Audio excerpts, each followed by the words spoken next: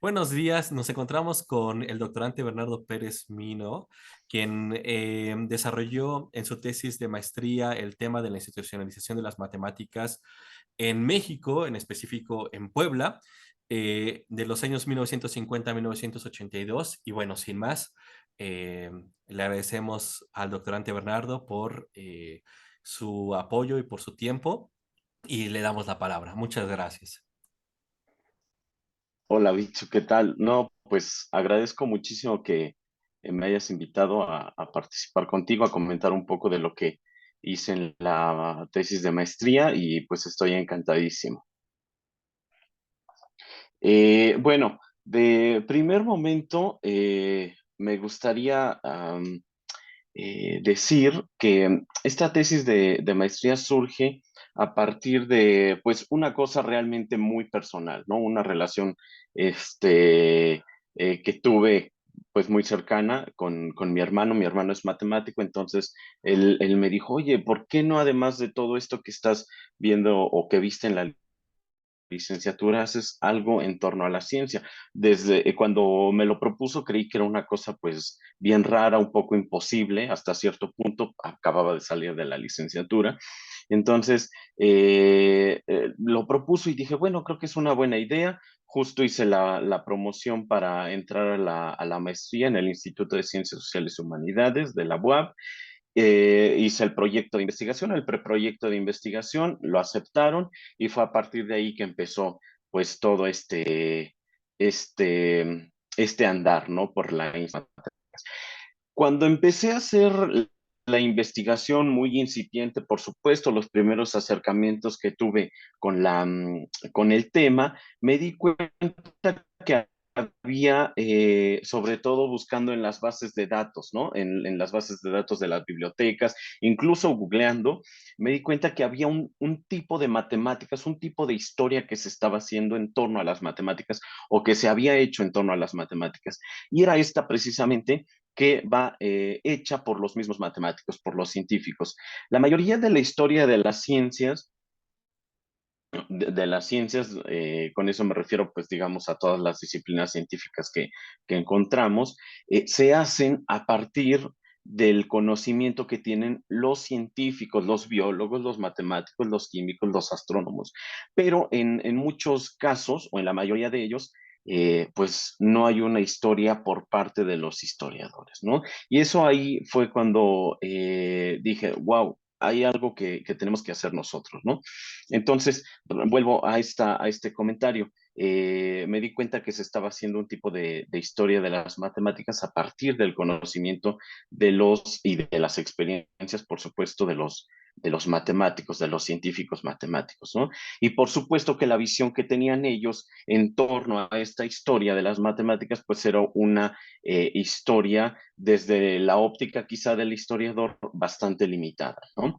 En la medida en que proponían precisamente una historia vectorial, muy cronológica, y en la que se proponían, por supuesto, pues atender personajes, básicamente, pues científicos y descubrimientos sobre todo, ¿no? Entonces vamos a ver en este tipo de concepción bastante vectorial. Ya había preparado aquí algunos ejemplares que tengo por aquí que utilicé precisamente y que son, por ejemplo, la historia del profesor Babini y de Julio Rey Pastor, José Babini y Julio Rey Pastor, que precisamente van en ese sentido, ¿no? Su propuesta es muy cronológica, atienden a los acontecimientos, a los descubrimientos sobre todo y a los personajes, ¿no? No dejan de lado sobre todo a Newton, Pitágoras, por ejemplo, en la antigüedad, a Newton en el 16, en el 17, perdón, y a Ramanujan, por ejemplo, y entonces vamos viendo un desarrollo bastante vectorial de la historia. En el caso, por ejemplo, de los franceses, hicieron una historia también de las matemáticas, y encontré este texto de Jean-Paul Collet, que justamente se ciñe a las mismas categorías que vimos con Julio Rey Pastor y José Babini, y digamos que encontramos pues que esa era la historia que se buscaba hacer por parte de los matemáticos. Y entonces es ahí donde surge la necesidad de proponer o hacer una propuesta en torno precisamente a la historia. Y para eso, pues mi asesora, la doctora Carmen Aguirre, me propuso atender la dinámica de la historia social de las ciencias, la historia en donde precisamente vamos a ver un objetivo más allá de lo que proponen estos historiadores, y es precisamente involucrar o incluir a la sociedad y, por llamarlo de alguna forma, el contexto en el que se desarrollan no solo los científicos, sino también en el que nacen los descubrimientos matemáticos o los avances, ¿no? En ese sentido, pues, tomamos como referente principal al profesor Thomas Kuhn, ¿no? Con su propuesta de las revoluciones científicas. Y ahí también con Kuhn nos dimos cuenta de que había propuestas en torno a cómo se manejaba la historia de las ciencias, y coincidimos de nueva cuenta que había, bueno, más bien nos dimos cuenta que había una historia interna y una historia externa, o internalista y externalista, ¿no? La internalista era una especie de historia intrínseca por sí misma, que precisamente coincidía con la historia esta que les comentaba de Julio Rey Pastor, de Jean-Paul Collet, y de otros historiadores, Eric Bell, otros historiadores de las matemáticas que hacían precisamente este tipo de historia, ¿no?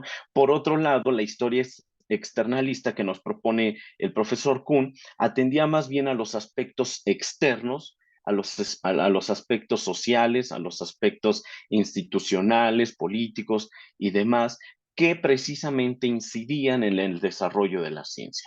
Encontramos también una coincidencia más con Imre Lakatos, precisamente en torno a esta concepción externalista de la ciencia, ¿no? Y entonces ya empezamos poco a poco a dilucidar por qué camino teníamos que avanzar para la realización de esta tesis de maestría, ¿no?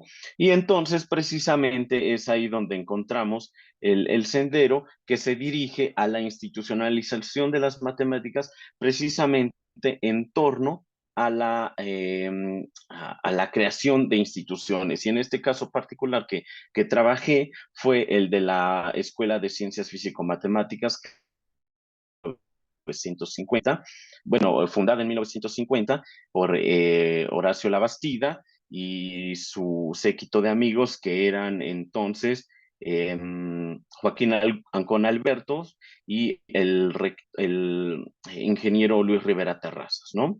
Y es ahí también donde nosotros vamos dándonos cuenta que para hacer un proceso de institucionalización de un conocimiento científico se necesitan de relaciones también sociales, por llamarlo de alguna forma, relaciones científicas, ¿no? Que van a permitir precisamente la creación de una institución como esta, de una escuela de este carácter, ¿no? Y entonces, pues para poder llegar a este proceso, a esta creación, a esta fundación de la Escuela de Ciencias Físico-Matemáticas, tuvimos que echarnos un salto al pasado, un poquito al pasado, para poder precisamente entender cómo es que se logra esta fundación, esta creación de Escuela de Ciencias Físico-Matemáticas en Puebla. No fue, por supuesto, una cuestión espontánea, sino más bien tiene, pues, por supuesto, sus antecedentes, si es que nos permite la palabra. Y los encontramos en el pasado, precisamente en el siglo XIX, con la fundación de la escuela, de la Facultad de Estudios Superiores, me parece, en la Universidad Nacional. Después, precisamente con la fundación de la escuela, de la Universidad Nacional Autónoma de México, y concretamente en 1938 con la Facultad de Ciencias de la misma universidad, ¿no? Y es ahí donde precisamente podemos encontrar algunos detalles a ayudar a entender cómo fue la dinámica de creación de escuelas de este carácter, ¿no? Por supuesto que para 1938 la única escuela que existía de ciencias era la Escuela de Ciencias o la Facultad de Ciencias de la Universidad Nacional, ¿no? Nos dimos cuenta que para que existieran científicos, sobre todo la formación la hacían en el extranjero, ¿no? Entonces, por ejemplo, podemos destacar las figuras de, eh, ¿cómo se llamaba este señor? Carlos Graeff, el profesor Vallarta, Sandoval Vallarta. La formación en realidad de los matemáticos, de los científicos, de los físicos, porque también había una relación muy cercana, realmente amalgamada entre la física y las matemáticas, era la que se daba en el extranjero, ¿no? Entonces, es ahí donde también vemos que existe una relación, bueno, no una relación, sino una dinámica de formación, por supuesto, en donde pues, los científicos mexicanos estudian en el extranjero para poder traer después lo que aprendieron en el extranjero, traerlo a nuestro país, ¿no? Y sobre todo, proponer algunas cosas, la fundación de escuelas, proponer planes de estudio que estaban relacionados con lo que estaba en boga en ese momento, ¿no? Por supuesto que estamos refiriéndonos sobre todo a los Estados Unidos, a Inglaterra o incluso Francia, ¿no? Que eran pues los estados, o bueno, los países más bien donde se desarrollaba de manera más fina el conocimiento matemático, ¿no? Y en ese sentido, después encontramos, o bueno, vamos haciendo una especie de cronología de lo que fuimos haciendo, eh, vimos que esta relación o que esta fundación de la Escuela de Ciencias, de la Facultad de Ciencias en en la Universidad Nacional desarrolle un conocimiento científico en nuestro país. En 1942 se funda en Tonantzintla el Observatorio Nacional de Astrofísica, lo que hoy es el Instituto Nacional de Astrofísica Óptica y Electrónica, el INAOE. Para entonces era el Instituto, el Instituto Nacional de Astronomía, me parece. Y algunos de los científicos que trabajaron en la Universidad Nacional llegaron de una forma u otra al INAOE, lo que hoy es el INAOE, ¿no? El Observatorio Astronómico. Y entre ellos llegaron, por ejemplo, el ingeniero Luis Rivera Terrazas, que tuvo pues la mayoría de su formación en la Ciudad de México, y el profesor, el ingeniero Joaquín Ancón Albertos.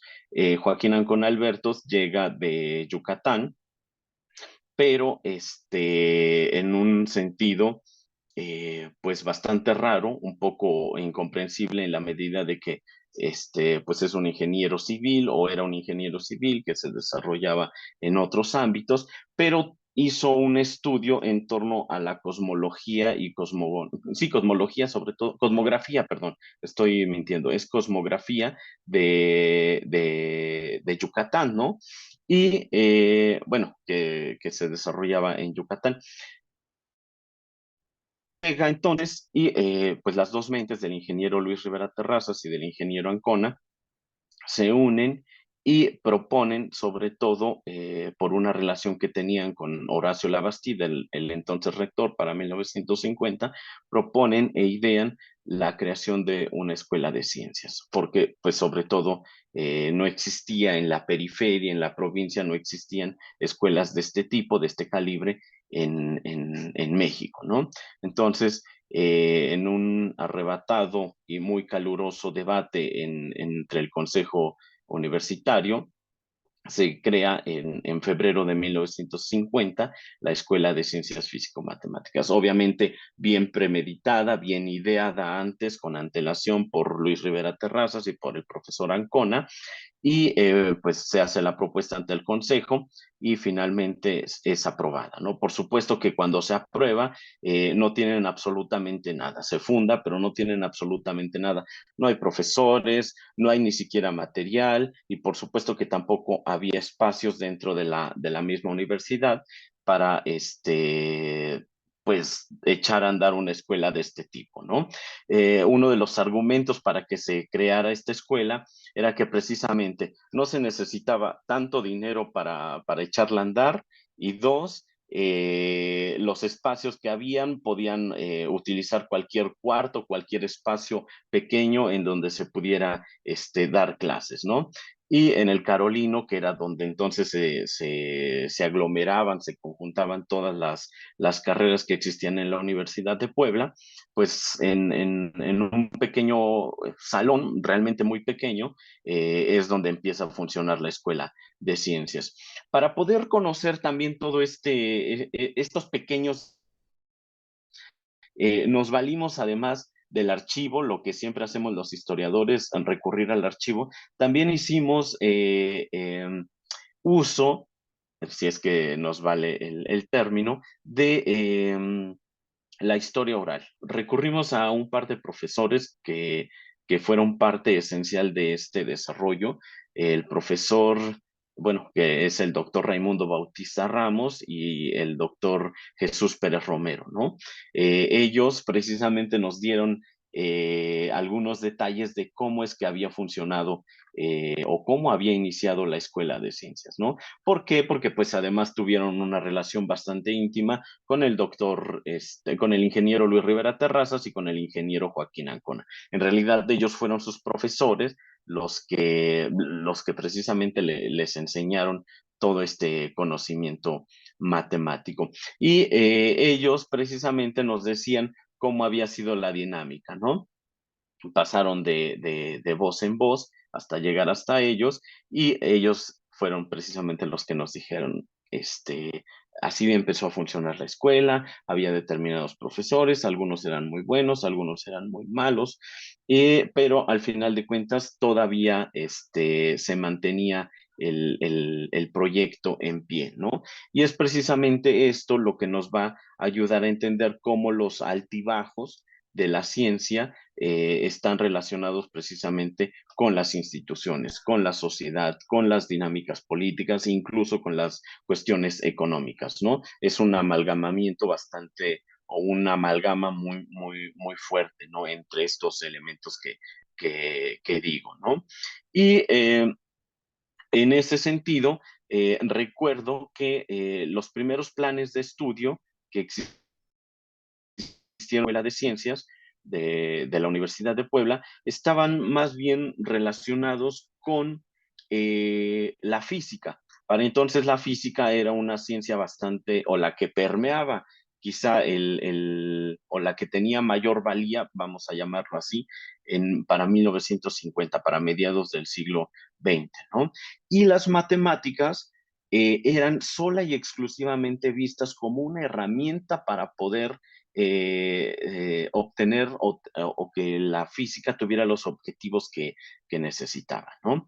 Entonces, por eso es de que se crean en la Escuela de Ciencias las dos carreras, la de físico teórico, que así se llamaba, y la de matemático. ¿Para qué? Para que el matemático en realidad o las matemáticas en realidad que se enseñaban ahí fueran simple y sencillamente una herramienta para la física, para los físicos que se estaban formando. Sin embargo, el profesor Ancona, bueno, la figura de Luis Rivera Terrazas fue bastante espectacular, muy grande en realidad, apabullante. Sin embargo, el ingeniero Ancona se da cuenta de que esto en realidad no es algo que a él le satisfaga como tal, porque en realidad no fueron los objetivos que se plantearon desde el inicio, ¿no? Que se formara un matemático como el pinche, por decirlo así, del físico, sino que el matemático tuviera una independencia del físico, ¿no? Y en ese sentido que las matemáticas tuvieran cierta independencia de la física, ¿no? Y es ahí donde hay una especie de desacuerdo, de rencilla entre el ingeniero Luis Rivera Terrazas y Joaquín Ancona, porque Joaquín Ancona propone una matemática no aplicada, sino una matemática pura, ¿no? Y se parte la escuela en dos: física con el ingeniero Rivera Terrazas y las matemáticas con el profesor Ancona, con el ingeniero Ancona. Y la mayoría de los estudiantes, que eran alrededor de 10, 15 estudiantes, como cuando mucho, pues se van con la física. Los matemáticos que deciden quedarse son alrededor de unos 4 o 5 estudiantes y es precisamente el ingeniero Ancona su mentor, ¿no? El que los va a conducir precisamente por el camino de las matemáticas puras, como entonces se le llamaba, ¿no? Pero la falta de profesores, por supuesto, y la falta de material, de los recursos, porque no se les pagaba también a los docentes que había, que eran también alrededor de 5 profesores, 6 profesores que enseñaban también en física y en matemáticas, hizo que algunos estudiantes pues desertaran y algunos otros, como el profesor o el doctor Jesús Pérez Romero y el doctor Raimundo Bautista Ramos, fueran incitados a estudiar en otro lado. Y el otro lado, pues, era indiscutiblemente la Facultad de Ciencias en la Universidad Nacional. Se van a a la Facultad de Ciencias, ahí estudian, terminan de estudiar la carrera en matemáticas y después, bueno, la universidad les paga una beca muy pequeña en realidad, que solamente podía cubrir algunos gastos personales y los gastos académicos que se requerían. Y como compromiso por esa beca que les daba la Universidad Autónoma de Puebla, tenían que regresar los chicos, ¿no? Entonces, después de que aprenden en la Facultad de Ciencias en la UNAM, regresan a la Universidad de Puebla, en la Escuela de Ciencias, y enseñan lo aprendido, ¿no? Pero para esto, para 1963, se reabre, para 1965, perdón, la Escuela de Ciencias se cierra, pero cuando llegan estos ya con las carreras de físico y de matemático bien consolidadas, ¿no? Porque pues ya hay un argumento, vamos a llamarlo así, científico y académico, muchísimo más pesado y más fuerte que el primigenio que se hizo en 1950. Por supuesto que en este sentido, esta segunda etapa, si es que se le quiere ver, de la Escuela de Ciencias de la Universidad de Puebla, pues tiene gran valor, sobre todo por las figuras que tienen Raimundo Bautista Ramos y el doctor Jesús Pérez Romero, ¿no? Que entonces son los artífices de esta segunda etapa de la Escuela de Ciencias, ¿no? Y pues en este sentido, quizá para concluir lo que les quería comentar, algunas de las cosas que se enseñaban, de las materias que se enseñaban, estaban, como les dije al principio, estaba relacionado con la física. Entonces encontrábamos materias en torno a la termodinámica, la óptica, de conductos, que antes así se llamaban, pero también había materias, las menos, en torno a las matemáticas, ¿no? Como análisis, no, no era análisis, estas cuestiones de álgebra, perdón, geometría, estas materias, digamos, comunes que podíamos encontrar para esos años eran las menos para matemáticas, por supuesto, ¿no? Y entonces cuando se dan estas disputas entre el ingeniero Rivera Terrazas y el ingeniero Ancona Albertos, es cuando también se empiezan a desarrollar y a fraguar otros planes de estudio más concretos para las matemáticas, ¿no? Pero eso los vamos a encontrar hasta 1973 con la refundación de la Escuela de Ciencias y la apertura nuevamente de la carrera de matemático. Y pasar, por ejemplo, de 16 materias que se ofertaban en 1950 aproximadamente y que compartían los matemáticos con los físicos, muchas materias se enseñaban en física, las compartían los matemáticos, por supuesto, pasar de 16 materias a alrededor de unas 50 o 48 materias para 1973. En 20 años me parece que es un gran avance y un gran desarrollo en torno a la enseñanza de las matemáticas, por supuesto, ¿no? Y después con esa óptica de, si es que nos permite el término, evolución de la enseñanza de las matemáticas, para 1982, que es ahí donde termina la investigación que hice, se ofertan alrededor de 80, 90 materias, ¿no? Y entonces, en ese sentido, podemos identificar la complejidad del desarrollo de la enseñanza de las matemáticas en la facultad y, sobre todo, de la complejidad a tener el estudio de las matemáticas, digamos, de manera general, ¿no? Y pues a grandes rasgos es lo que pudimos encontrar en este camino para hacer la tesis de maestría. Perfecto, estimado Bernardo. Muchas gracias de todas formas. Me parece sugerente eh, la correlación de, como bien tú mencionaste al principio, de ver la matemática no solamente como un cierre nociológico, sino ese cierre nociológico como se desarrolla y se desenvuelve en una sociedad, ¿no? Y las discusiones que trastocan desde lo político, lo económico, ¿no? Por ejemplo, estaba pensando en tres posicionamientos de la relación de la matemática con el, digamos, desarrollo histórico de una sociedad en específico. Don Carlos de Ujú. Silves y Góngora, eh, también Elie de Gortari, ¿no? Precisamente, El de quien verdad. hace, digamos, unas consideraciones muy sugerentes en torno a la matemática, a la física, ¿no? Y también Vasconcelos, ¿no? Quien pugna precisamente la importancia de esos conocimientos en su aplicación práctica, ¿no? Precisamente aplicación práctica entendida como en el desenvolvimiento de una sociedad, ¿no? Entonces, Claro.